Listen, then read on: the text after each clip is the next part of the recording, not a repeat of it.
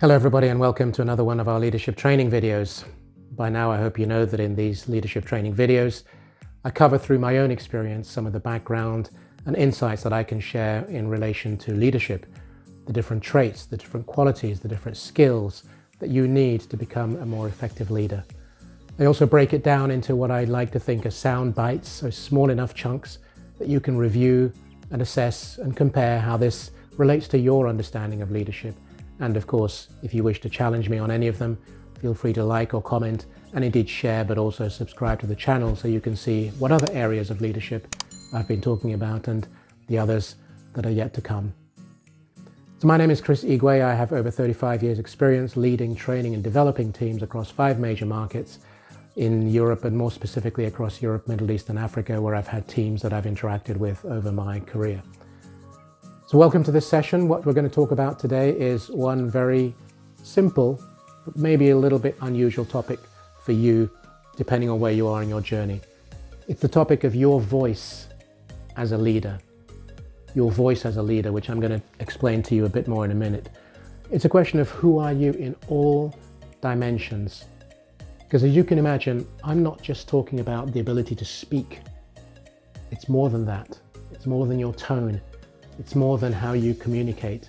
It's way more. And so I'm going to lay it out for you. So here are some of the components of your voice. And you may have other thoughts and ideas. Feel free to put them in the comments. Let me know and share your thoughts and insights. But one of them, of course, yes, is speaking. You need to be able to speak. You need to be able to communicate. But we'll come to that in a minute. So what is your speaking style? What is your speaking ability?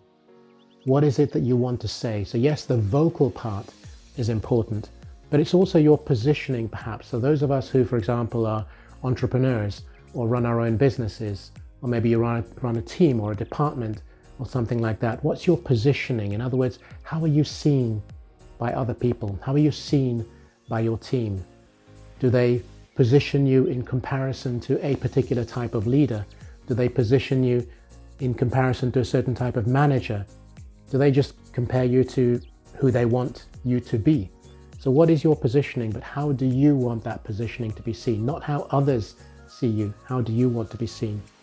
Your branding. So again, for someone like me, how do I brand myself across the different formats, whether it's my website or my social media platforms, when I'm writing opinion editorials for the press, or I'm being interviewed for the press?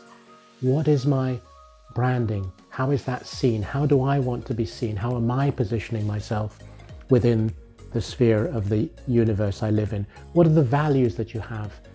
Do you have principles? Do you have beliefs? Is it integrity? Is it just showing up?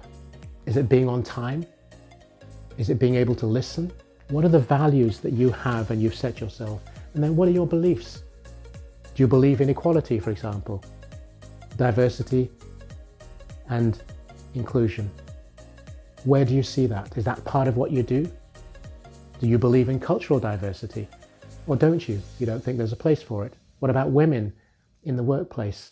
What do you believe around that? Is there a place for that? So what are the things that you are embracing and showing in the way in which you lead your life as a leader? And like I said, communication. What's your communication style? Is it empathetic? Is it warm? Is it communicative? Is it aggressive? Is it challenging? Is it provocative? What is your style? So all those are part of your voice. Are you someone who encourages collaboration? Getting teams together, making them work things out? Or are you dictatorial? Are you the one that decides how things should be? That's a means of your voice. That's how people see you. Remember I talked about how people see you from a positioning point of view? Are you using persuasive power, or are you using more aggressive dictatorial power in the way in which you get people to do things in your team or in your environment? Are you providing knowledge, expertise and wisdom graciously and willingly, or does everything have a price? If you do it willingly and openly, that's a positioning. That's a voice that people see. Oh, he or she is the kind of person I want to go to for this, this, and this reason, because he or she allows collaboration, is inclusive, and all those sort of things. So where do all these things show up and how is what we're going to look at just now.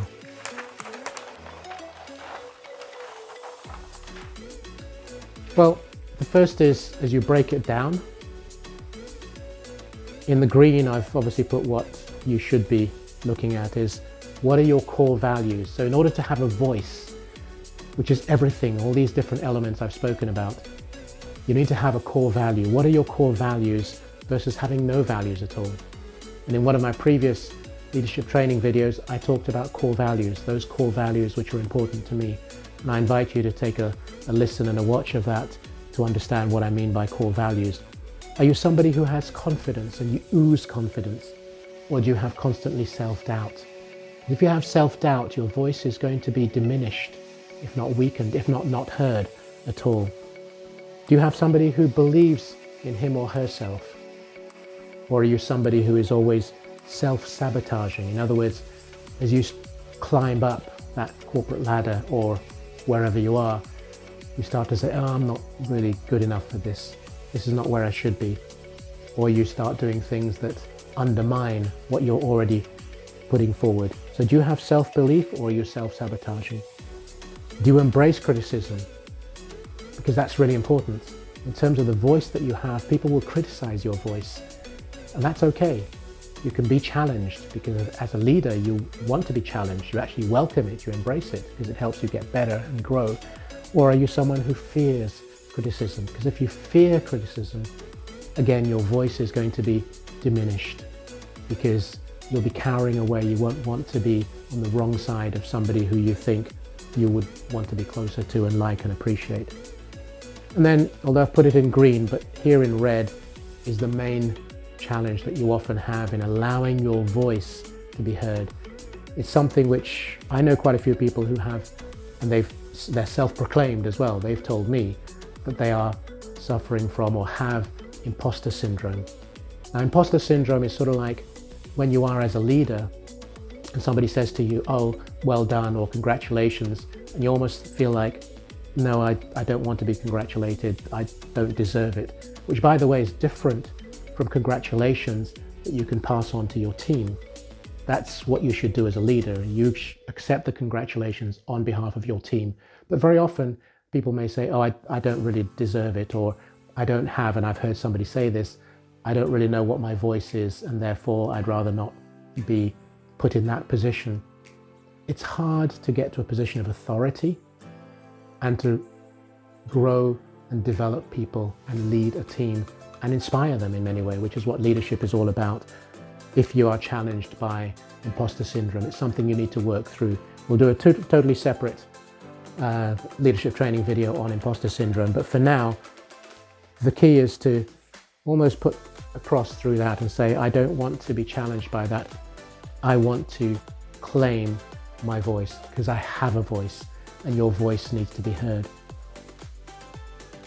So in summary, as a leader, you need to have a voice and you need to have your voice grow and express itself as time goes by in all the different areas, whether it's spoken, whether it's written, whether it's how you show up, whether it's communication with those in your team or above you or outside, the way in which you express thoughts and ideas that bring people together and you're able to use a persuasive power compared to a rather maybe aggressive power that some leaders have.